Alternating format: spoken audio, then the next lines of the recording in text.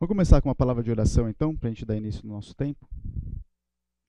Senhor Deus, agradeço por mais esse domingo, essa manhã que a gente pode estar refletindo na Tua palavra, nas considerações que o Senhor tem deixado claro, seus princípios que podem nortear e balizar os nossos casamentos.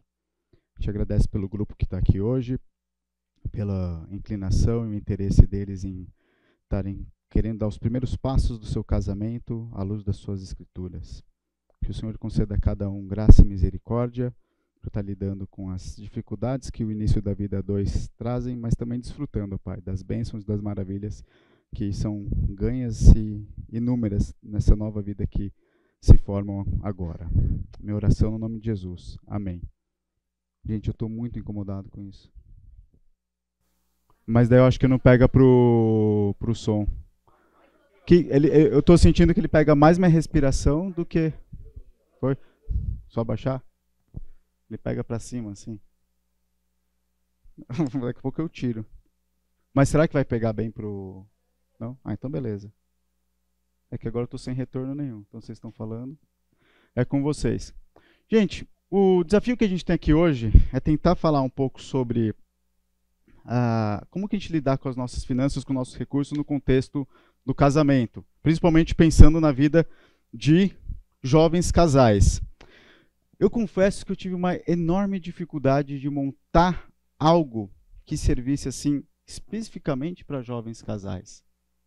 Quando eu comecei a deparar com todo o material que eu tinha acerca de finanças nas escrituras, falei, cara, posso dar isso daqui em qualquer contexto. Posso dar isso daqui para qualquer tipo de perfil de EBD, de interesse, seja lá o que for. Então, o que é a minha proposta com vocês hoje aqui?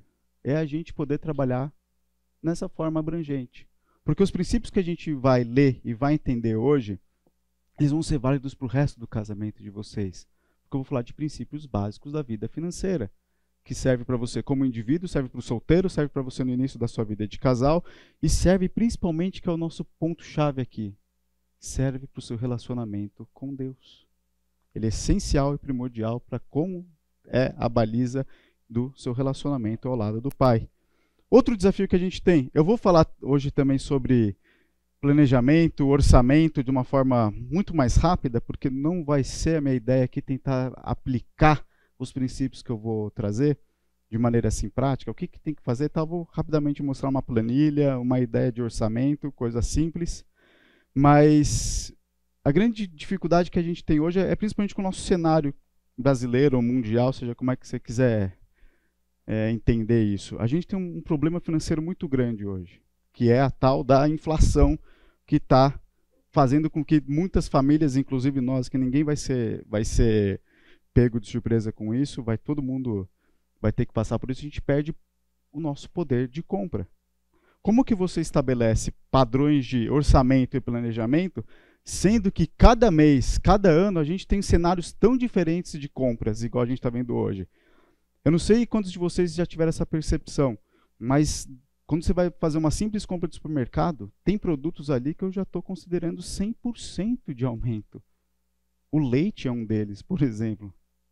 Eu lembro de estar comprando leite a R$ 2,50 o litro. Hoje a gente está pagando o quê? Quase 6? 7? Não é nem 100% mais, né? O que é isso, gente? Então é difícil a gente falar de planejamento nesse sentido prático, considerando isso. Por isso que eu falei, gente, é mais fácil a gente tratar de aspectos de princípios e tentar colocar eles em prática de alguma forma no modelo que vai caber para o casamento de cada um de vocês. Mas é importante a gente ter a primeira consciência a respeito de inflação, e isso é só a única parte técnica que eu quero tratar com vocês aqui no curso hoje. Vamos lá. Quando eu falo inflação, alta de inflação, como que é a maneira hoje que o mercado, o governo, qual a maneira que o mercado e o governo usa para conter a tal da alta da inflação? Como que isso é feito de maneira técnica? O Brasil está passando um momento de inflação constante. Toda hora, se bem que agora a gente está tendo uma estabilização, mas o Brasil tem características de hiperinflação num passado recente. A gente tem que ter muito cuidado com a inflação no nosso cenário brasileiro, porque a gente é um país de inflação, de hiperinflação, de inflação alta. Então, todo cuidado aqui é pouco. E por que eu quero falar disso com vocês? Vocês vão ver daqui a pouco o que isso impacta na vida de casais com vocês. Como que o governo faz para conter a inflação? Qual que é o primeiro? Que reuniões acontecem ali periodicamente para conter aumento de inflação? O que que o governo faz? Eles aumentam o quê? Taxa de juros. Então existe aí um aumento da taxa de juros. A taxa de juros eles aumentam. Por que que eles fazem isso? O que que tem uma coisa a ver com a outra? É o próximo passo desse ciclo aqui. A taxa de juros ela serve para conter demanda. Então a demanda ela tem a tendência com a taxa de juros a diminuir. Por quê? Você aumentando a taxa de juros, você vai refrear muita coisa no mercado. Então, por exemplo, você afeta de cara o mercado imobiliário, as pessoas vão deixar de fazer financiamento, coisa assim, porque a taxa de juros está muito alta. Você vai refrear o mercado mais importante no Brasil hoje, que é a venda de carros. Então o pessoal também vai deixar de comprar carro, vai segurar um pouco mais, porque a taxa de juros está alta, então não é interessante mais fazer um financiamento. E quando você diminuir a demanda, você vai ter o quê? Agora, um aumento do quê? Quem falou? Você vai ter um aumento da oferta. E se a oferta é maior que a demanda, o que o mercado tem que fazer? Baixar preço. Então você chega finalmente no preço baixo. Beleza? Aqui a gente tem, querendo ou não, aqui eu fiz uma maneira aqui na vertical, mas a gente tem basicamente um ciclo. Quando o preço está baixo, a gente vai aumentar a nossa demanda, então a oferta fica maior que a demanda, o preço aumenta e a gente começa a ter inflação. É um ciclo, é constante isso, não tem como a gente fugir disso economicamente falando em nenhum momento. E a gente está vivendo agora exatamente esse momento aqui, de inflação, aumento de juros, inflação, aumento de juros. Está acontecendo aí nos últimos 2 anos de uma forma constante.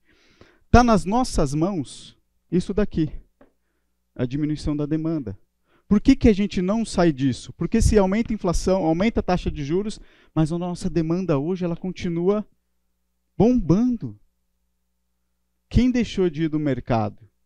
Quem deixou de comprar leite? Igual foi o primeiro exemplo que eu usei aqui. Ninguém, porque são itens aí de subsistência, digamos assim. Mas isso até aqui, ok. O problema é onde você vai focar suas compras agora. Se você quer ter um orçamento que seja um pouco mais estável, está nas mãos nossas da gente entender biblicamente como é que a gente contém e chega nesse ponto para poder chegar aqui.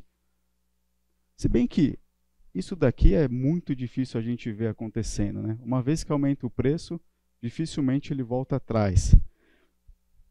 Mas isso daqui tem tudo a ver com o que eu vou falar hoje da nossa realidade financeira, acerca dos princípios das Escrituras Sagradas.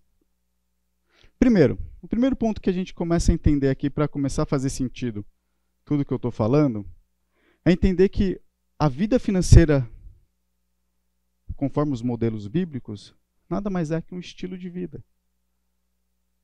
E eu vou bater nessa tecla o tempo todo aqui na nossa aula hoje. O nosso estilo de vida cristão, o nosso relacionamento com Cristo, tem tudo a ver com o nosso comportamento financeiro. Mais para frente eu vou bater num outro ponto importante, mas não tem como, nós somos agentes financeiros. Tem como você viver a par da vida financeira? Faz alguma coisa sem dinheiro hoje? Tem como? Alguma época do ano teve como fazer algo sem o dinheiro, sem a troca, sem a moeda, de que espécie que ela fosse? Não tem. Deixa eu primeiro, antes de entrar nesse ponto, trazer alguns princípios básicos. Abram aí comigo o texto em Mateus 25, que eu quero ler algumas coisas com vocês aqui nesse texto.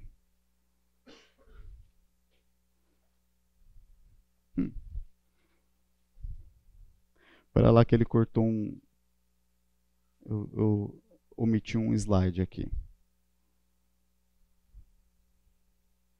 Mateus 25, nós vamos ler agora do versículo 14 ao versículo 30.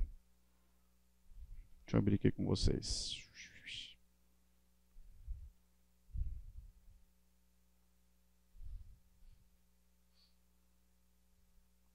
Deixa eu ler, do 14 ao 30. Pois será como um homem que, se ausentando do seu país, chamou o seu servo e lhes confiou seus bens. A um deu 5 talentos, a outro deu 2 e a outro deu 1, de acordo com a capacidade de cada um deles, então repartiu. Então partiu. O servo que tinha recebido 5 talentos saiu imediatamente a negociar com eles e ganhou outros 5. Do mesmo modo, o que tinha recebido 2 ganhou outros 2. Mas o servo que tinha recebido 1 talento, saindo, fez um buraco na terra e escondeu o dinheiro do seu senhor. Depois de muito tempo, o senhor daqueles servos voltou e fez um ajuste de contas com eles. Aproximando-se o que tinha recebido 5 talentos, entregou outros 5, dizendo: o senhor me confiou 5 talentos, eis aqui outros 5 que ganhei. E o senhor disse: muito bem, servo bom e fiel. Você foi fiel no pouco, e sobre o muito o colocarei. Venha participar da alegria do seu senhor. E aproximando-se também o que tinha recebido 2 talentos, disse: o senhor me confiou 2 talentos, eis aqui outros 2 que ganhei. Então o senhor disse: muito bem, servo bom e fiel, você foi fiel no pouco e sobre o muito o colocarei. Venha participar da alegria do seu senhor. Chegando por fim o que tinha recebido 1 talento, disse: sabendo que o senhor é um homem severo, que colhe onde não plantou e ajunta onde não espalhou, fiquei com medo e escondi o seu talento na terra. Aqui está o que é seu. Mas o senhor respondeu: servo mau e preguiçoso, você saiba que eu colho onde não plantei e ajunto onde não espalhei? Então devia ter entregado o meu dinheiro aos banqueiros, e eu, ao voltar, receberia com juros o que é meu. Portanto, tirem dele o talento e dê ao que tem 10. Porque a todo o que tem mais será dado e terá em abundância. Mas ao que não tem, até o que tem lhe será tirado. Quanto ao servo inútil, lance-o para fora, nas trevas, ali haverá choro e ranger de dentes. Esse contexto aqui dos talentos, é uma pena que eu perdi as minhas anotações. Eu acho que eu devo ter copiado e colado um slide aqui e, sei lá, coloquei por cima o outro. Mas a equivalência de um talento, conforme algumas fontes que eu vi, é equivalente, na época era considerado como 6.000 denários. O denário equivalente, um denário é equivalente a um ganho do trabalho do dia de um servo, de uma pessoa. Então, 6.000 denários chega próximo a algo, ou um talento chega próximo a algo, ao ganho de 15 anos. Essa é mais ou menos a proporção. Se a gente for fazer as contas agora, eu perdi as anotações aqui, mas vamos lá, quanto que é o salário mínimo hoje? 1.212. Eu lembro que eu vi isso ontem que eu só perdi. Vezes 15, dá quanto? Vezes 15 não, vezes 12. Quanto que é isso no ano? Aí eu perdi a anotação. Aí, cadê os... Vezes 15. 240 mil, não é? 218 mil? 220 mil, ok. Isso então é o que o servo, aquele senhor entregou para cada um deles multiplicando. A um ele deu 5, a outro ele deu 2 e a outro ele deu só 1, que é esses 240 mil. Mas o que essa parábola está dizendo não é algo relacionado a propriamente esse valor aqui. E é isso que fica muito interessante. Porque o contexto aqui de Mateus 25, ele vem, na verdade, de 2 contextos breves ali. O primeiro, logo anterior a Mateus 25, é Mateus 24. E Cristo está falando sobre os últimos tempos. E daí ele vem para essa parábola aqui no texto de Mateus 25. E todo esse contexto, 22, 23, 24, Cristo está sendo constantemente questionado por fariseus e saduceus, sendo botado à prova. E o assunto ali sempre vai acabar virando e mexendo em volta de salário e tributos, alguma coisa nesse sentido. Mas esse contexto de Mateus 25 é um contexto de fim de tempos. E está falando exatamente essa parábola da volta de Cristo. O que isso tem a ver com a vida financeira, com os denários, com os 220 mil, com tudo que a gente está falando? Se a gente volta ao contexto de Mateus 14, Mateus 24, a gente começa a observar algumas coisas muito interessantes aqui. E esses são os princípios básicos que devem nortear a nossa vida financeira. Não só a nossa vida financeira, de novo, eu estou falando, não existe diferença na vida financeira e na nossa vida espiritual. Uma coisa é totalmente atrelada à outra. Então, esses princípios básicos que eu vou listar aqui, que vão balizar toda a nossa aula, eles servem para a sua vida financeira e servem para a sua vida espiritual. No contexto de Mateus 24, a gente vê, eu já expliquei para vocês, falando sobre o fim dos tempos, a volta de Cristo, e tudo isso que ele está falando, fala assim, como que o Senhor vai nos encontrar quando Ele voltar? Servos bons e fiéis naquilo que nos tem sido dado, servos inúteis e preguiçosos com aquilo que o Senhor nos deu. Então, primeiro, considere o versículo 13 aqui de Mateus 24, que fala o seguinte: aquele, porém, que ficar firme até o fim, esse será salvo. Os calvinistas adoram esse versículo, né? O Lucão, que é reformado, está vibrando com esse versículo, né? Perseverança dos santos. Aquele que perseverar será salvo. A gente sabe que aquele que crê será salvo. Porém, no fim dos tempos, é natural que aquele que de fato foi salvo, ele carrega e considera e leva uma vida cristã genuína. Vão ter disciplinas para aquele que negligencia? Terão disciplinas. Mas ele no seu coração, ele persevera. Nós temos com a nossa vida financeira e nossa vida espiritual ser constante, conservar. Não tem espaço para imprudência, insensatez, impulsos. A nossa vida financeira, o modo que a gente leva as nossas finanças, tem tudo a ver com os impulsos que estão no nosso coração. Se você é uma pessoa consumista, excessivamente falando, alguma coisa está errada no seu coração. Algum desejo, alguma vontade ali mal controlada, algum ídolo tem tomado conta. O crente, com as suas finanças, ele persevera, ele é constante. Ele conserva. Princípio básico para a sua vida cristã e para a sua vida financeira. Segundo princípio, também Mateus, agora eu pulei para frente, pulei para Mateus 26, ainda está nesse contexto todo. Fala assim: portanto vigiem, porque vocês não sabem o dia que virá o Senhor de vocês. Esse ainda 24, no 26 ele fala: vigiem e ore para que não caiam em tentação. O espírito na verdade está pronto, mas a carne é fraca. Vigiar é a ideia da gente estar atento. Na nossa vida espiritual, nós fazemos isso com base em muito estudo e devocional, leitura bíblica, regado de muita oração. O nosso controle financeiro tem que ser pautado nos princípios e sabedorias bíblicas e regado em muita oração. Quando você vai fazer aquela sua planilha, o seu controle, tenha em mente que sua vida de oração, sua vida espiritual tem que estar em ordem. É assim que a gente controla nossas finanças, debaixo, submetido à soberania e à vontade do Senhor. Vigiando, estando atento com os nossos gastos, com as nossas previsões futuras, com o mercado. Começa a entrar aqui um pouquinho daquilo que eu falei no começo da aula. E principalmente com o nosso coração. Olhe para as suas contas. Entenda se você está atento, se você tem vigiado. Entenda se você tem feito suas despesas e até mesmo seus ganhos dentro desse princípio de atenção, cuidado. Por que eu falo até os nossos ganhos também? Hoje a gente tem muita gente que tem pensado no futuro. Talvez a grande ideia da nossa geração hoje aqui é pensar no futuro, porque é dito que o INSS vai falir. É isso que falam. Então a nossa geração é uma geração que não vai se aposentar. Não estou falando que isso é verdade, eu não estou querendo ser o profeta aqui do futuro. Mas isso é uma coisa que a gente escuta com muita frequência.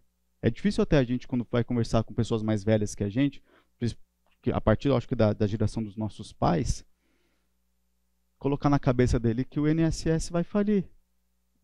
A gente teve uma situação recente assim, né, Lucão? Conversei com uma pessoa mais velha, o cara bateu na gente. A gente falou, não, tem que pensar em outras fontes de rendas além do INSS, né? Tá falando, você paga o seu INSS pelo teto, o mínimo, como é que você paga? O cara, não, eu pago pelo teto. Pô, mas paga pelo teto, cara, não vai receber lá, nada lá na frente. Ah, melhor do que receber o salário mínimo que você vai receber pagando pelo mínimo. Não, se receber, como assim se recebeu? O INSS não vai falir, não tem isso, tal. Então é difícil colocar na cabeça dessa geração essa ideia de contar com outras fontes de receita além do INSS. E por que eu estou falando tudo isso? A nossa geração às vezes olha muito lá para frente, muito lá para frente, muito. E isso é uma coisa que, se por um lado a gente pode ser excessivo no desfrute do hoje, a gente também pode ser excessivo na preocupação do amanhã. Eu acho que a gente tem que poupar? Tem, é um princípio. A gente vê, é uma sabedoria bíblica isso. A gente vai ver isso no final da aula. Mas a gente também tem que saber desfrutar hoje. Tem que saber se vale a pena a gente fazer, às vezes, tanta planilha e tanta previsão para comprar 1 litro de leite. Por que estou falando isso? Porque eu já vi gente que bota na planilha, e não é sacanagem isso, se compensa gastar a gasolina da casa para o supermercado A ou B para economizar 2, 3 centavos no leite. É verdade isso que eu estou falando. Eu escutei isso assim na minha frente. Não, que tem uma planilha que vê a quilometragem. Eu acho super legal o cara ter esse controle, ter essa diligência. Tem o seu lado positivo, vamos do lado positivo. Mas sei lá, será que vale o risco às vezes de pegar uma rodovia para economizar R$2? Eu não sei vocês, eu detesto no supermercado. Porque quando eu vou, eu demoro muito. Porque eu sou aquele cara que tem que andar em todos os corredores. Eu perco tempo no mercado. Eu perco tempo de estar com a minha família, de estar com meus filhos. Eu perco tempo no deslocamento. Eu perco tempo de descanso. Felipe, é só você não ir em todos os corredores. Cara, quando entrar no hábito, tem jeito. Sempre aparece alguma coisa que você esqueceu que tem que comprar, sempre. E tem os excessos também que acontecem, né? A gente tem que buscar um equilíbrio disso. Desfrute do hoje, preocupação com o amanhã. Às vezes a gente olha, e a nossa geração está olhando muito para o amanhã. E uma coisa nessa discussão que a gente teve esses dias, que eu estava comentando aqui, eu e o Lucão participamos dela, é que o cara falou uma coisa que é verdade. Vocês estão contando com uma suposição. Que pode ser que aconteça ou não. Porque nós somos a geração da especulação. A gente vive à base da tal da especulação. E a vida não é feita de especulação, a vida é feita muito de fatos, de realidade, daquilo que é concreto hoje. Então, segundo princípio, vigiar. Vou voltar e vou bater nesse assunto mais daqui para frente de novo sobre futuro e planejamento. E o terceiro balizador, chave, básico da sua vida financeira, é isso daqui, ó. Voltando agora para o texto que a gente leu, agora para a sequência loga, a primeira sequência depois dele, ainda Mateus 25, diz o seguinte: em verdade lhes digo que sempre que o fizerem a um desses meus pequeninos irmãos, foi a mim que o fizeram. Em verdade lhes digo que sempre que o deixaram de fazer a um desses mais pequeninos, foi a mim que o deixaram de fazer. Aqui está o cenário do Senhor Cristo voltando, ele encontrando com aqueles que são seus e ele falou assim: quando eu tive fome, quando eu tive sede, vocês me deram de comer e de beber. Quando eu precisei de vestimenta, vocês me deram do que vestir. E daí eles perguntam, os santos: mas quando que a gente viu o Senhor com fome ou com sede? E essa é a resposta. Sempre que vocês fizeram dos meus pequeninos irmãos, foi a mim que fizeram. E a mesma conversa se dá com o outro lado, daqueles que negaram o Senhor, vamos colocar de uma maneira mais resumida assim. E daí pergunta: mas quando que o Senhor teve fome e sede? Quando vocês não fizeram um desses mais pequeninos, foi a mim que deixaram fazer. Alguém quer chutar o princípio que eu estou trazendo aqui? E a gente, eu acho que deixa escapar muito esse princípio quando a gente trata de vida financeira. Fala mais alto, eu não vi quem foi. Generosidade está dentro disso, está dentro disso. Mas a ideia aqui é da comunhão. Como a gente interage com o corpo de Cristo, com a nossa comunidade, com os irmãos que estão próximos da gente, no contexto aqui, como a gente interage entre nós como irmãos financeiramente, tem tudo a ver com o nosso relacionamento com Cristo. Quando a gente vê um irmão passando necessidade e não faz nada, não é o nosso irmão que a gente está negando. É o Cristo. É isso que o texto está falando para a gente. Comunhão tem tudo a ver com a nossa vida espiritual. A nossa vida espiritual não existe individualmente, ela existe no corpo de Cristo. Nossa vida financeira, que tem tudo a ver com a nossa vida espiritual, ela também vai ser real, e vai ser efetiva, e vai ser verdadeira, se ela funcionar dentro do corpo de Cristo. Eu acho que a gente faz, e eu me coloco nisso, tá? Não tô tirando o meu da chuva, não, o meu cavalinho da chuva, não. A gente faz pouco pensando no nosso irmão. Quando a gente faz uma planilha, quais de vocês separam dinheiro no seu orçamento para emergências de irmãos necessitados, alguma coisa nesse sentido? Não sei, você sabe que seu irmão tem uma dívida. Cara, me empresta um boleto para eu pagar seu num mês. Coisa simples. Pô, tô aqui, tantos reais, vai fazer uma compra de supermercado bacana. Sabe? O cara tá lá, você tá vendo que o cara tá toda hora fazendo a continha de 2 centavos do leite, porque para ele aquilo é muito necessário. Cara, toma grana para você ir no mercado e não olhar a etiqueta. Compra o que te der vontade. Eu acho que a gente tem que fazer isso. Eu acho que a gente pode, como irmãos de Cristo, bem amparados num ambiente talvez de um conselho maior, algo nesse sentido, fazer negócios e transações sem depender de bancos e financiamentos, abençoar. Se quando a gente fala que a gente tem um problema na esfera do corpo de Cristo, e antes de levar para a justiça a gente tem que tratar com a liderança, com os anciãos da igreja, para poder tratar aquilo, por que a gente não faz isso com a vida financeira também? Porque antes da gente pensar no empréstimo bancário, com taxa, financiamentos, com taxas altas, a gente não faz isso no corpo de Cristo. A gente não usa esse canal em primeiro lugar. Eu sei, porque maldito o homem que confia no homem. Concordo.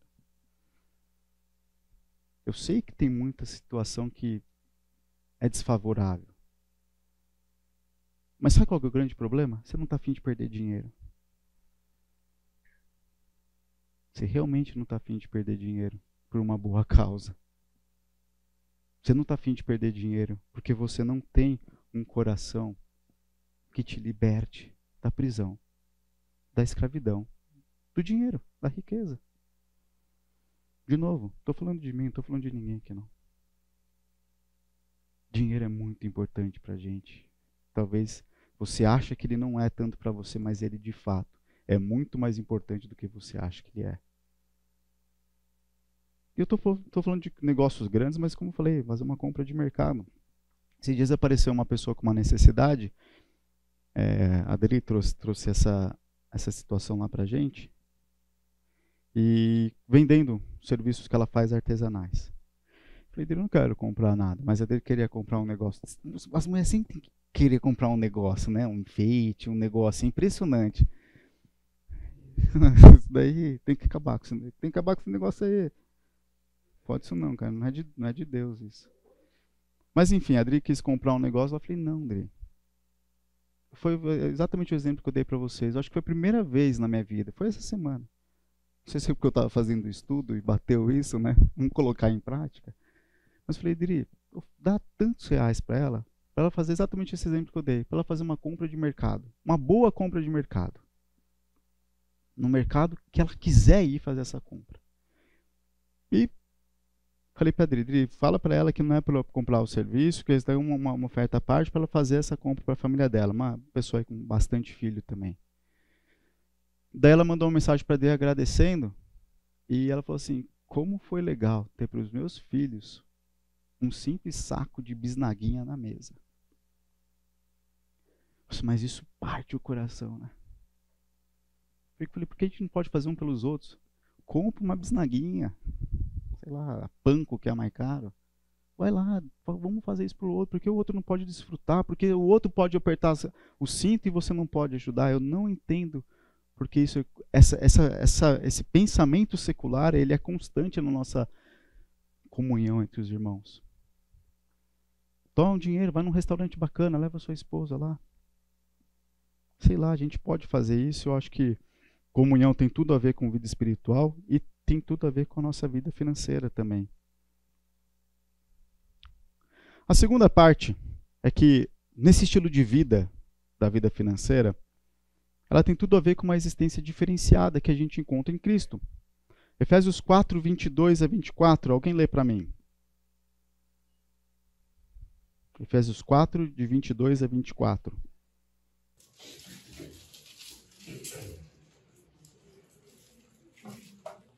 Quanto à antiga maneira de viver, vocês foram ensinados a despir-se do velho homem, que se corrompe por desejos enganosos, a serem renovados no modo de pensar e a revestir-se do novo homem, criado para ser semelhante a Deus em justiça e em santidade, provenientes da verdade.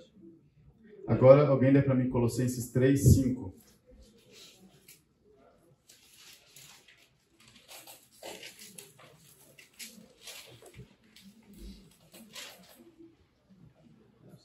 Colossenses 3, capítulo 3, versículo 5. Assim, façam morrer tudo o que pertence à natureza terrena de vocês: imoralidade sexual, impureza, paixão, desejos maus e a ganância, que é a idolatria. Quando a gente encontra nova vida em Cristo, a gente tem uma primeira tarefa a fazer. Isso é o Espírito Santo que concede a gente, a graça de Cristo, ela concede isso automaticamente, cabe a gente fazer. Que é deixar de lado as coisas antigas e se revestir agora de uma nova natureza. Esse texto de Colossenses 3,5 lhe dá algumas dicas do que era concernente à velha natureza. E dentre elas ela fala maldade e ganância, que é o que chama atenção aqui para o nosso contexto hoje. Isso não existe na vida do crente. Ainda no contexto de Efésios 4, versículo 28, ele fala o seguinte: aquele que roubava não roube mais, pelo contrário trabalhe, fazendo com as próprias mãos o que é bom, para que tenha o que repartir com o necessitado. Isso daqui tem tudo a ver com o que a gente acabou de ver aqui no contexto de Mateus 25, aqui reforça a ideia da comunhão também, até porque esse contexto de Efésios aqui fala da igreja, da unidade do corpo de Cristo. Mas ele fala o seguinte, que é o mais importante: existia uma maneira de você lidar com o seu dinheiro. A gente viu uma lista ali em Colossenses. Agora existe não só uma maneira de lidar com o dinheiro, mas você tem que rever os seus ganhos, como que você ganha o seu dinheiro. Aqui o contexto ele fala, não roube mais, mas faça algo para você ter como ganhar esse dinheiro com honestidade. E não só isso, você agora tem uma finalidade para o uso do seu dinheiro. E aqui ele fala para você ter com que repartir com o necessitado. De novo, acabei de esbarrar nessa questão da comunhão, e já esgotei talvez todo o raciocínio que eu tinha para falar aqui antes, mas está vendo que uma coisa é ligada à outra? Como é importante a gente considerar nas suas despesas familiares o próximo. Isso daqui tudo faz parte da ideia da mordomia que a gente tanto fala, né? Esse texto aqui de 1 Pedro 4,10. Sirvam uns aos outros. A vida espiritual é uma vida em comunidade, cada um conforme o dom que recebeu, como encarregados de administrar bem a multiforme graça de Deus. Nós somos bons administradores dos nossos recursos quando a gente utiliza os nossos recursos conforme o nosso dom para servir uns aos outros.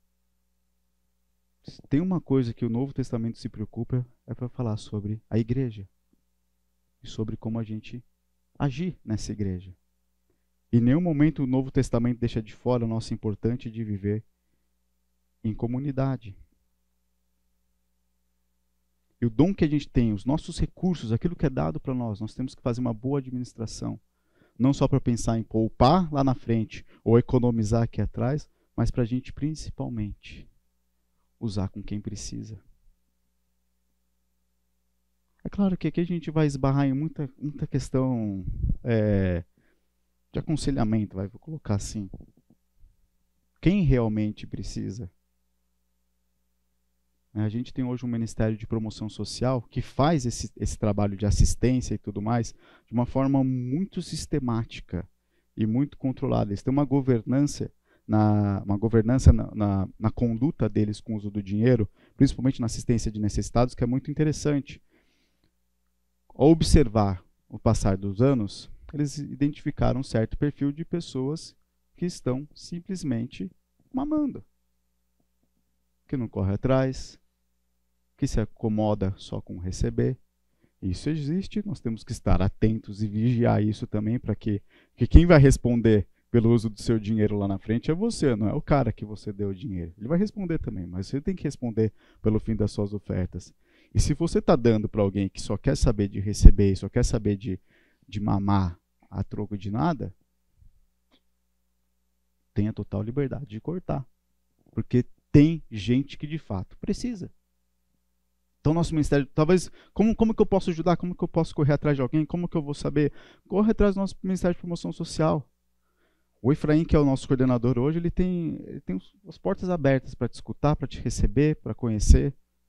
Um cara muito bacana que tem tocado o ministério. Ele está pronto para saber como que pode ajudar, quem são as pessoas. Ele quer deixar o ministério mais ativo. Tem curiosidade, como é que funciona aí o controle de vocês das assistências? Quem são as pessoas?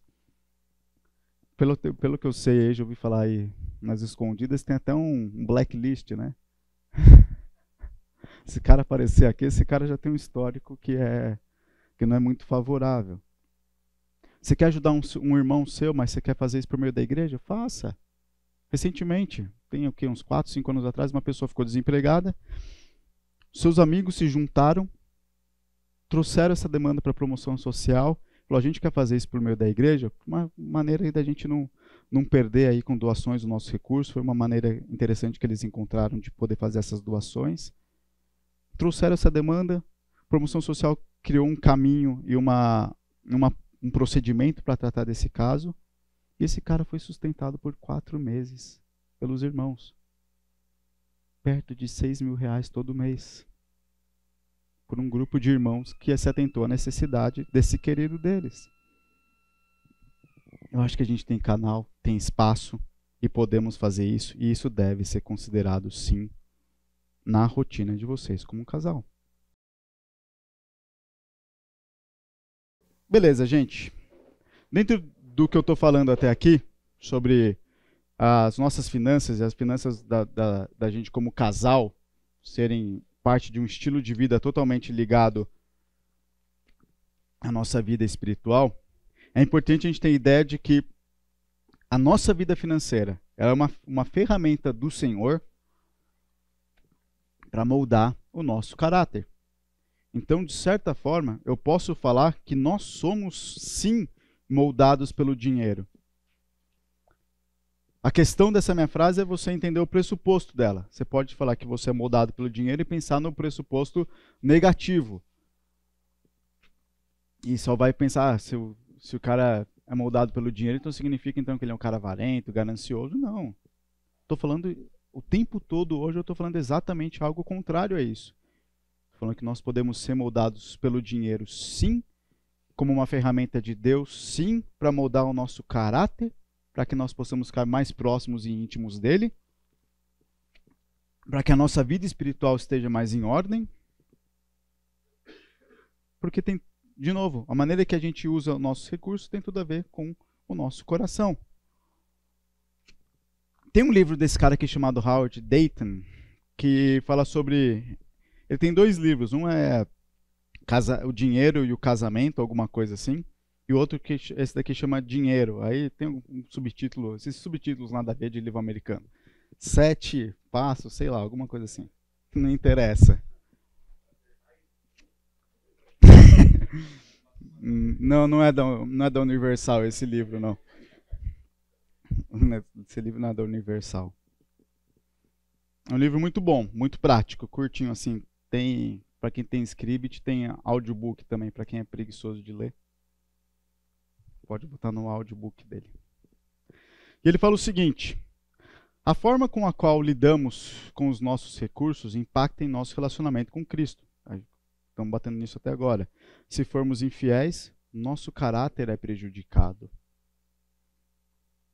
Por isso que eu estou batendo agora na tecla de que nós somos moldados pelo dinheiro. Sim, só que de uma maneira saudável.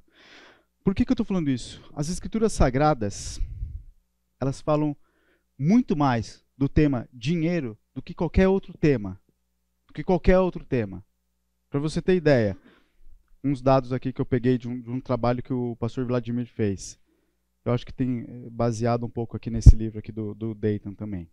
Ele fala o seguinte: na Bíblia há 500 versículos sobre oração, menos de 500 sobre fé, mas mais de 2.350 sobre dinheiro e posses. É ou não é importante, só à luz da estatística básica aqui, a vida financeira para o nosso caráter diante de Cristo? Também, quando a gente vê o Senhor Jesus Cristo no Novo Testamento, um dos temas que ele mais falou, e de novo, se não, eu não tenho os números disso, mas salvo engano é o tema que ele mais falou, foi sobre dinheiro, recursos, utilização dos seus recursos. Por quê? Eu já falei isso no começo da aula, não tem como a gente viver a parte disso, isso faz parte da nossa vida. Só que dinheiro não é mal. O que é mal é a forma como você pode utilizar ele. Então a gente tem que parar com esse preconceito também que existe aí de que dinheiro é mal, que crente não pode ter dinheiro. E todas essas baboseiras que a gente pode encontrar mundo afora aí também. Principalmente de que eu entendo isso, a gente vive num mundo totalmente corrompido, com pessoas que utilizaram mal o dinheiro, mas eu já ouvi gente declarar, sim, veementemente, que pastor não pode ter dinheiro, que tem que depender da graça de Deus. Assim, essa é a comparação. A graça de Deus versus dinheiro. Essa é a comparação que a pessoa faz e entende que isso é assim. Mas ela não, ela pode ter. O pastor não. Como que o pastor vai ter dinheiro e vai poder, né, depender de Deus? E daí como que ele vai poder ensinar a igreja se ele não está dependendo de fato de Deus? Como se uma coisa tivesse de fato ligada uma com a outra. E está sim, se você usa o seu dinheiro de uma maneira errada e se você coloca ele na posição que não está. Assim como qualquer outra coisa. Assim como qualquer outra coisa está no seu coração e tem tomado um espaço de idolatria e está acima de Deus. O dinheiro acontece a mesma coisa. Mas existe uma coisa com relação ao dinheiro. De novo, esse é um dos assuntos mais importantes da Bíblia. Ele tem um papel muito importante porque, sim, o Senhor Jesus Cristo coloca como dinheiro, como primariamente, o principal competidor de Cristo. Quanto às nossas afeições, a nossa servidão. Mateus 6,24, o que fala lá? Alguém abre para mim. Vocês sabem o que fala. Vocês foram criados no semear, vocês sabem a Bíblia inteira de cor. Mateus 6,24. Eu não sei, eu tenho cola. Eu não fui criado no semear.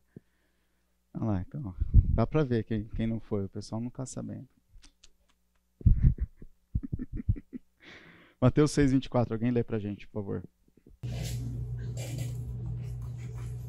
Ninguém pode servir a dois senhores, porque ou há de aborrecer-se de um e amar ao outro, ou se devotará a um e desprezará o outro.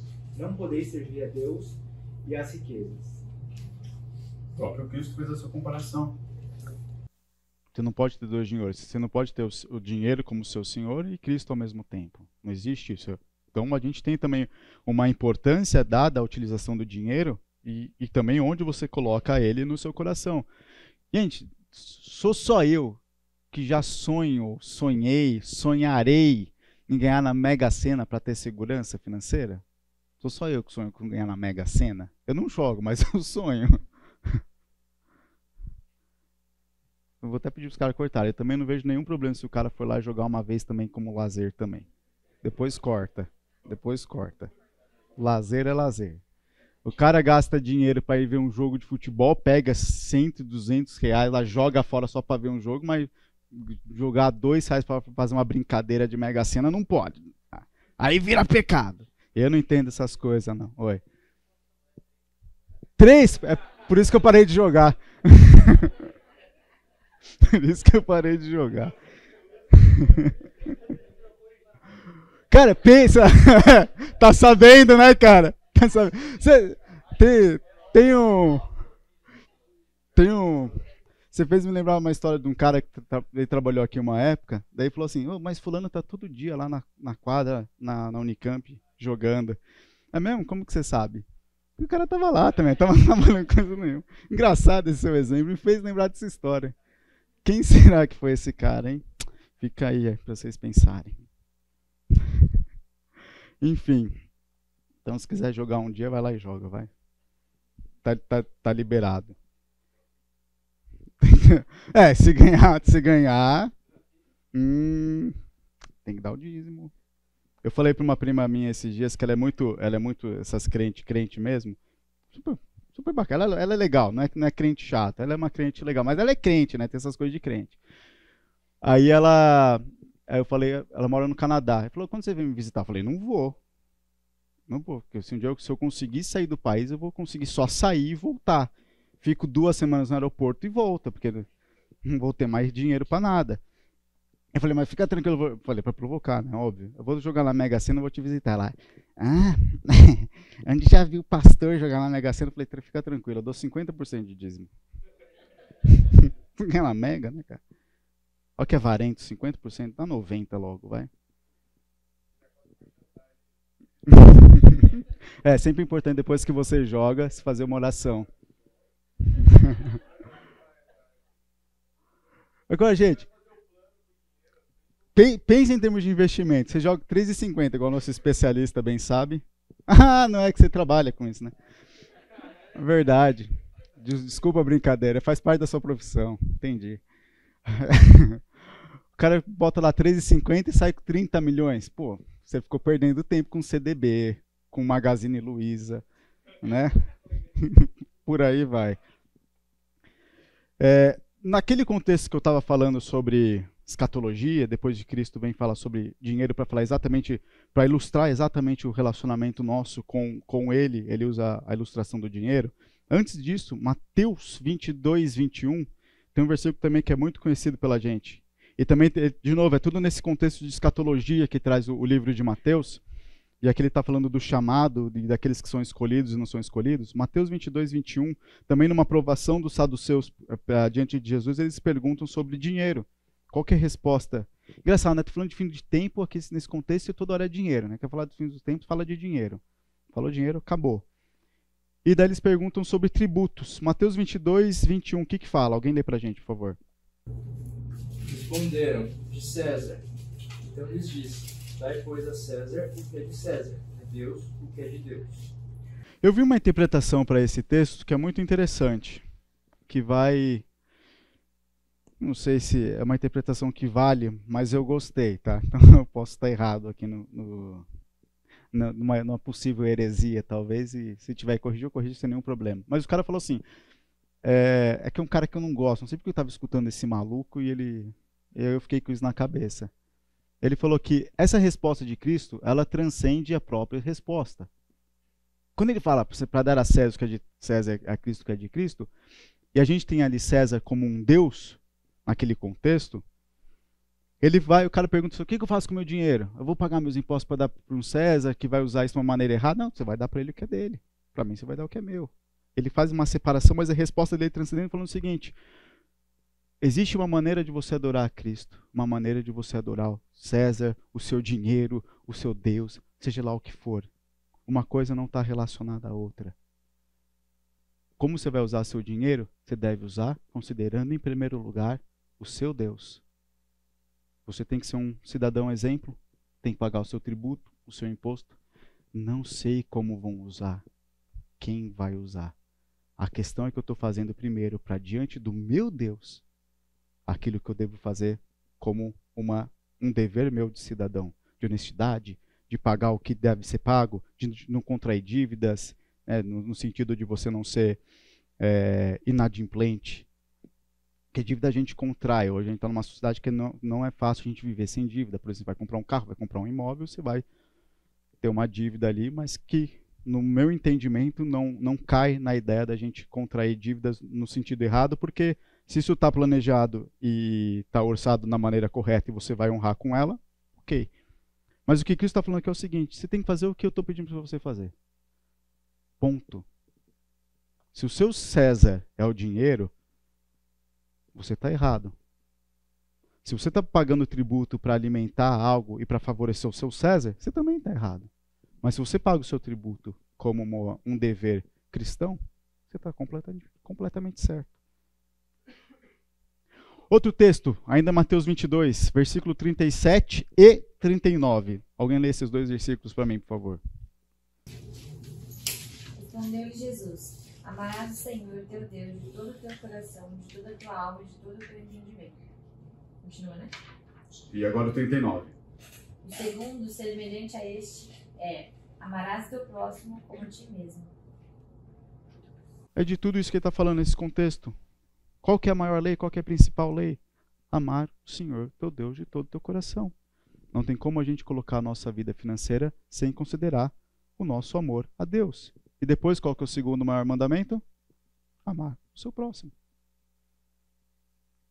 Tudo de novo dentro desse contexto, dessa mistura aqui de escatologia com analogias da vida financeira e de dinheiro.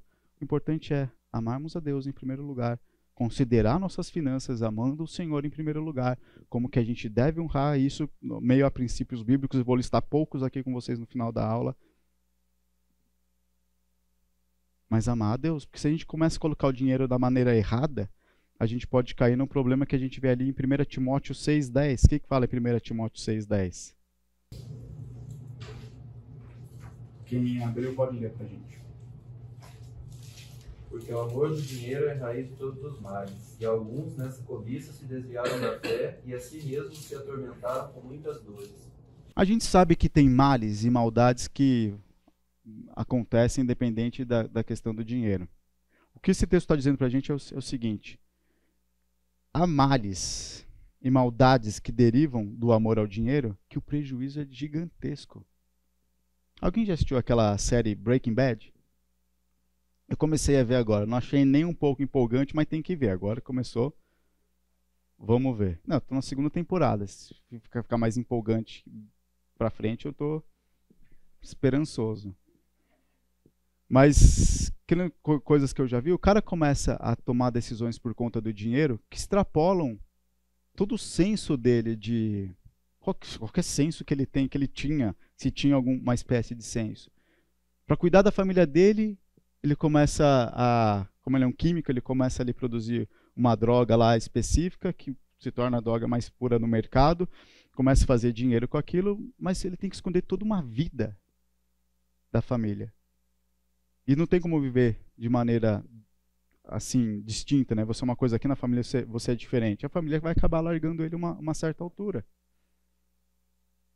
Por conta dessa ganância que ele teve. Ele queria prover para cuidar de um tratamento dele de câncer, mas o negócio começa a ter envolvimentos com pessoas que são mais influências. O dinheiro pode fazer isso com a gente. Tudo dá para ser um pouco mais, tudo dá para ir além. E se a gente começa a colocar o dinheiro numa posição que sempre dá para ir além, sempre dá para ir para mais, o resultado é gigantesco.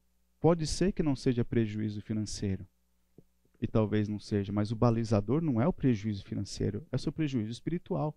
É o seu caráter que está em jogo aqui. Saldo positivo ou zerado não tem nada a ver com caráter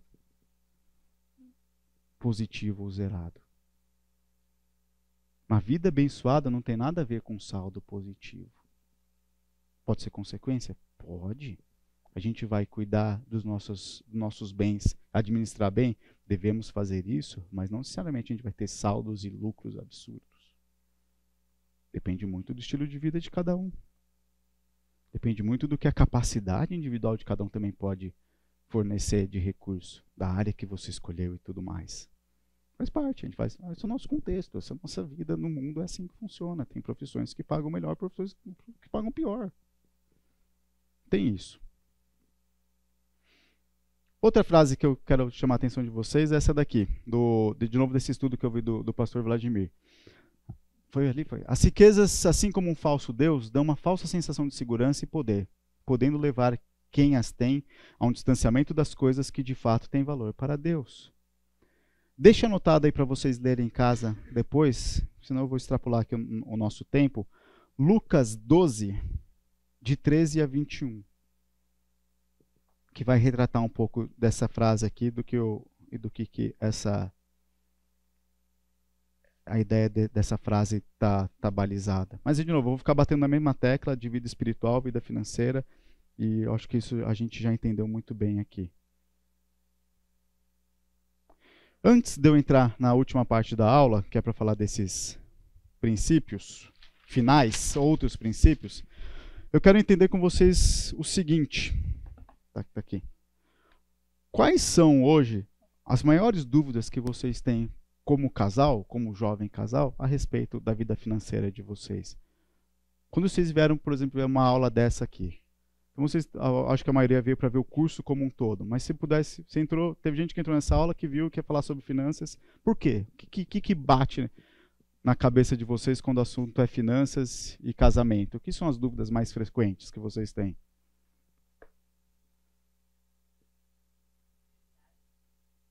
O que? Prioridades? De despesa? Tá bom. Vou falar isso nos princípios finais. Eu acho também entender o que é necessidade e o que não é necessidade. Acho que tem a ver com prioridade. Então, eu vou falar, quando eu falei que eu vou falar sobre prioridades, a palavra que eu vou usar ali para falar disso são necessidades básicas.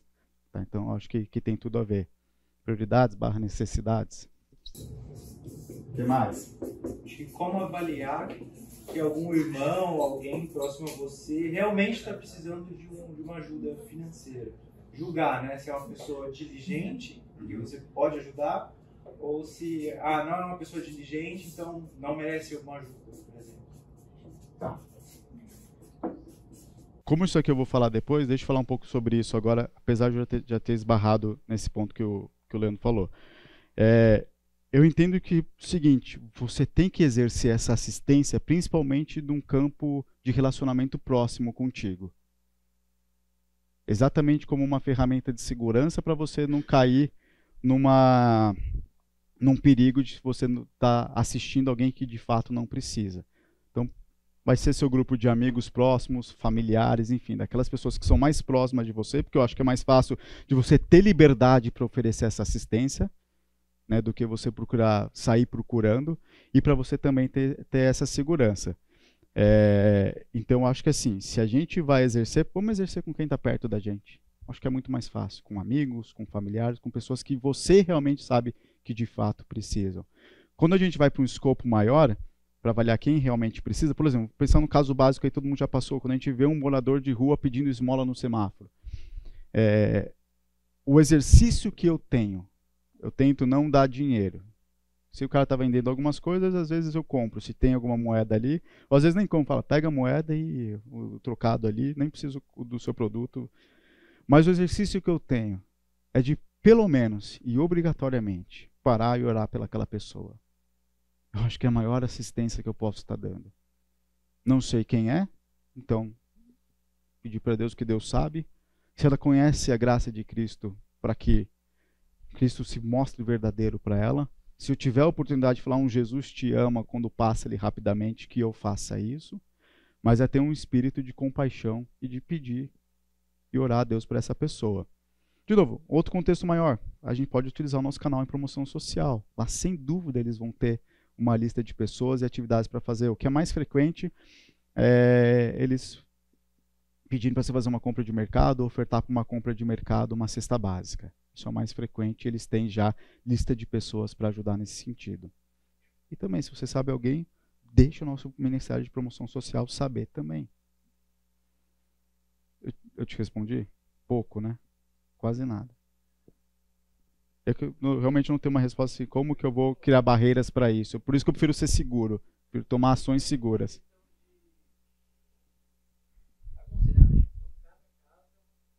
Uhum. Exato. Por isso que, por isso que eu vou no método seguro, para eu também saber o que de fato eu estou fazendo ou não. Perfeito, mas isso também pode servir de um semáforo, um farol, no sentido de quando eu estou me relacionando com as pessoas perto de mim, será que eu estou atento a essa... Sim, é isso que eu acho que falta. Exatamente, Guto. É isso que eu acho que falta para cada um aqui. E coisa simples, cara. Por que eu não posso pagar um jantar legal para um casal de amigo meu que nunca vai jantar num lugar bacana?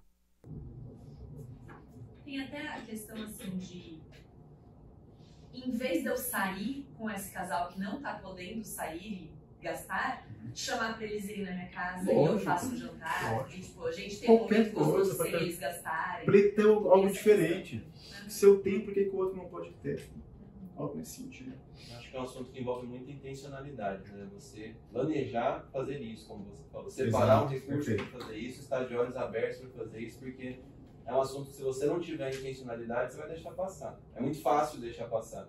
Não se envolver, não abrir os seus olhos para pessoas necessitadas. A gente faz isso... Eu acho que está no automático. É exato, exatamente. Ô Fê, eu acho que a gente acaba terceirizando essa mão de obra muito fácil. Por exemplo, tem a promoção social, então eu vou redirecionar meu dinheiro para promoção social e eles se viram. A gente acaba se envolvendo, né? Então tem muito que a gente agir também, não só pelo dinheiro, mas a gente entender a situação. Acho que tem muita coisa que a gente joga na igreja, no pastor, que é dever nosso, independente de igreja e de pastor. Mais alguma outra questão que aparece aí? Eu não sei se isso é para todo mundo, mas foi minha realidade. De certa forma ela é até hoje. Mas sobre a questão do nosso ganho versus a questão do sustento. O que eu faço numa realidade de casal onde a esposa ganha mais que o marido? A gente está errado biblicamente? Espero que não. Agora só misericórdia e graça, né? Porque não tem jeito. Vamos lá, vocês vão me responder isso, eu não vou responder não. Tá errado o casal onde a esposa ganha mais que o marido? Por que não? Você está falando que quem tem que sustentar a casa é o marido. Não souber como marido, não. Mas o financeiro não pode ser. Não pode pegar uma exceção. Não é só. Não é só, ok. Mas tá lá. Tá lá. Tem que ter. Tem que ter. Mas eu acho que no sentido assim de tipo, sei lá, minha esposa ela pode ganhar 3 vezes mais do que eu. Mas se ela decidir parar de trabalhar, eu tenho a responsabilidade de sustentar com 3 vezes menos que ela. Ok.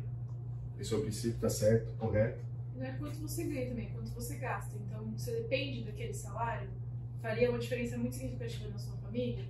Acho que isso é muito mais importante. Então, por mais que a esposa ganhe mais, eles têm que ter uma noção de que um dinheiro dos dois. Então, não é o meu salário é o seu salário, o meu gasto é o seu gasto, o dinheiro é da família. Perfeito. Ao mesmo tempo que o seu planejamento familiar não pode depender no sentido de que se a esposa não puder trabalhar em algum momento, que isso afete o sustento também. Eu entenderia isso como princípio da administração.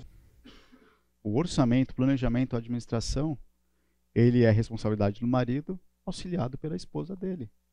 Não importa quem ganha mais, quem ganha menos, porque é exatamente o que você falou, Ana. O caixa é um. Não importa se você ganha numa conta, ela ganha numa outra conta. O caixa é um. Os dois têm que ter acesso às duas contas, os dois têm que ter cartão das duas contas, sei lá como é que vocês querem fazer isso. Não precisa obrigatoriamente ter conta conjunta. Eu acho que conta conjunta é só um facilitador. Só um facilitador. Mas você pode ter 10 contas, o caixa é um. É do casal.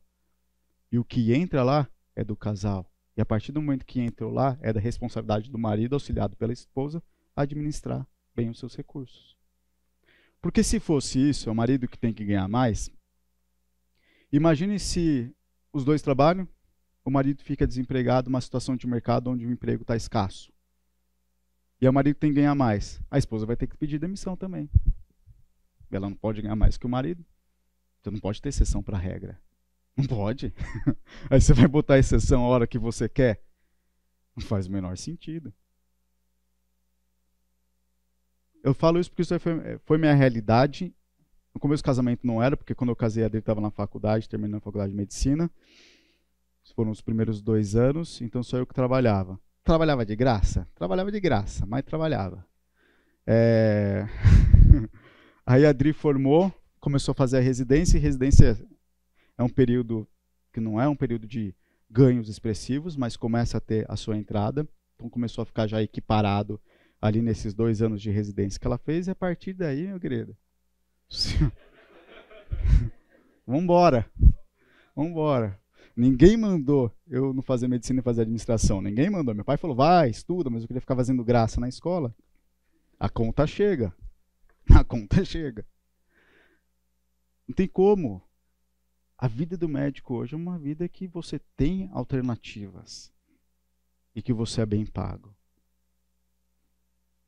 E daí chegou uma época em casa que a proporção era 75-25. Isso não pode dar ao marido a ideia de que, não, agora eu estou amparado também, vou ficar aqui, jogar FIFA o dia inteiro. Uma boa, é uma boa? É legal, bastante, mas não é isso. Mas dá uma ideia de, obrigado a Deus pelo sustento. Nós vamos administrar isso, e isso não virá motivo de disputa dentro do lar. Simples assim. Receita simples. Às vezes a mulher vai se dar melhor, não precisa ser médico, o médico é o exemplo extremo e é o exemplo que aconteceu comigo, mas a mulher vai se dar melhor numa carreira, vai ter ascensões mais rápidas, a empresa possibilitou aquilo de alguma forma. Se isso não virar motivo para o casal para brigar, que é o correto, não tem certo e errado aqui. Beleza? Vamos então agora falar desses últimos princípios, nesses últimos 10 minutos, e a gente encerra a nossa aula aqui. Um exemplo ruim, que é na mesma ideia, é uma vez o Edir Macedo falando que a mulher não deveria estudar muito. Hein? Não, é ridículo. Ele falando, a mulher que não deveria estudar muito, porque ela não pode ser mais inteligente do que o homem. Então ela não poderia passar numa faculdade, porque onde já se viu a mulher instruir o homem? Umas ideias. Vindo de quem, né? Não sei de onde. Ô Felipe, outro ponto importante também, alguns questionamentos de alguns amigos, até nossos mesmo, que gera bastante, por exemplo, em que momento a mulher ela deve parar de trabalhar? Não. A mulher tem que trabalhar ou não? Então isso a gente ouve diversos pontos de vista aqui na igreja, né? A gente tem o nosso, né? Mas a gente tem pontos de vista totalmente contrários, né? Até por conta do tempo, eu não vou me alongar muito, mas você falou, cada um vai ter seu ponto de vista. Você tem o seu, está tranquilo com ele. Então beleza. Então beleza. Eu não vou ser polêmico não, porque eu acho que tem exagero sim, eu já vi alguns exageros, e com a nossa decisão de ter 600 filhos, a Adri deixou de fato a carreira dela de lado. Hoje ela trabalha 1,5 vezes por semana. Escolheu uma especialidade que tem ajudado ela a poder deixar a carreira dela de lado. Ela trabalha 1,5 vezes por semana e ganha igual eu, tá? Tem o que fazer. Tem o que fazer. Mas graças a Deus, então cada filho que entrou foi um plantão a menos, foi um emprego a menos, que ela teve que se desfazer de emprego para poder se dedicar mais tempo em casa. Deixou a carreira de lado. Então são decisões que a gente faz dentro daquilo que a gente está querendo e planejando para a nossa família. A gente tem uma decisão de ter muitos filhos. Como que você sustenta muitos filhos sem ter os pais em casa? Para a gente ia ser muito difícil. Então a Adri deixou a carreira dela de lado, ainda é uma carreira que paga bem nesse sentido, igual eu falei, a proporção ficou similar agora. Eu acho que ainda ficou 55-45, alguma coisa assim. Mas graças a Deus por isso, ela pode pegar plantões que podem tapar buracos. Hoje o nosso orçamento é fechar a conta. Fechar a conta. Isso vai depender se é verão, se é inverno, se o ar-condicionado está ligado ou não. Está sim hoje. Uma decisão que a gente tomou. Nós queremos fechar a conta para poder que a Adri fique em casa com os filhos. Se não foi o que eu falei, na carreira dela, o céu é o limite. É impressionante como eu vejo amigos e tudo mais, como tem gente que não se contenta, cara. impressionante, mas também vai fazendo gastos e gastos, que é mais o que, né? Então, alguns últimos princípios para falar com vocês. Deixa eu pular aqui. Não, deixa eu falar primeiro sobre a questão de orçamento, né? Os planos de quem é esforçado conduzem à fartura, mas a pressa excessiva leva à pobreza. Planejar, orçar é o prioritário para você ter uma vida financeira saudável. E quando esse versículo fala dos planos de quem é esforçado, é muito trabalhoso você fazer um orçamento. É chato, é cansativo, você tem que fazer isso depois do seu expediente, sentar com a sua mulher para fazer, pensar junto, etc. e tal. Mas ele vale a pena. Eu acho que uma fase da nossa vida que a gente conseguiu mais juntar e poupar foi numa época que a gente tinha um orçamento muito bem desenhado. E trabalhando nele, meio que semanalmente, a gente fazia uma atualização daquilo.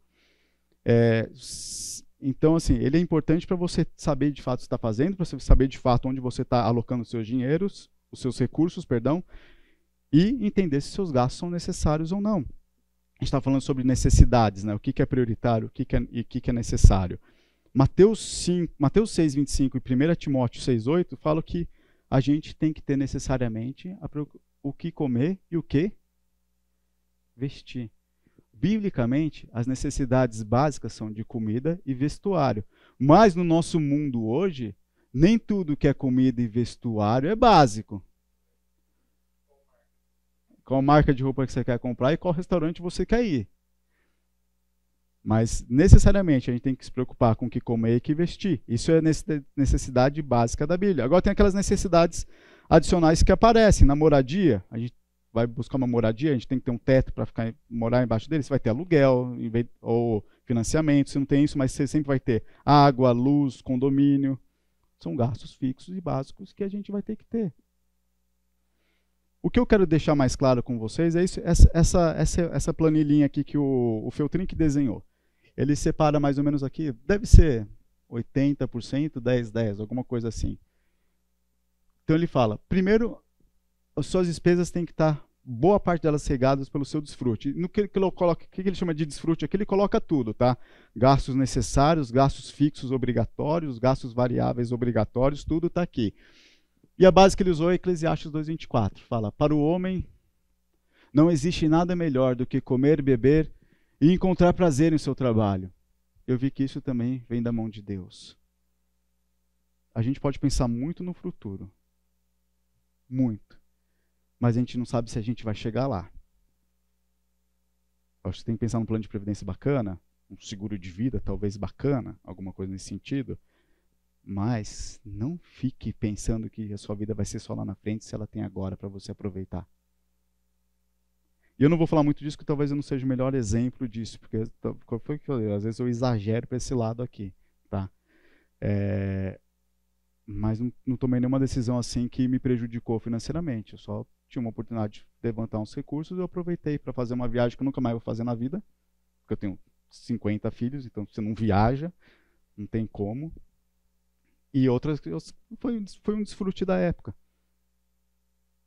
Então, assim, é equilíbrio. Não muita vida no futuro, não muito desperdício no presente. Existe um equilíbrio sobre isso. Mas, principalmente, vivam hoje.